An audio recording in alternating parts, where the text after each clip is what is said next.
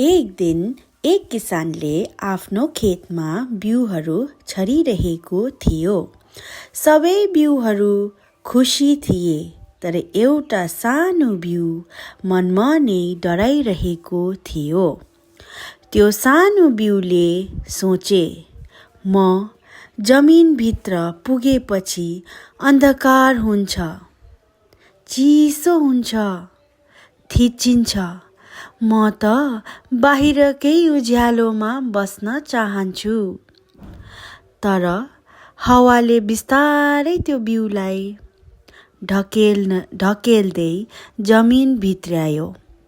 पहिलो दिन त्यो सानो बिउ रुहु भएर बस्यो।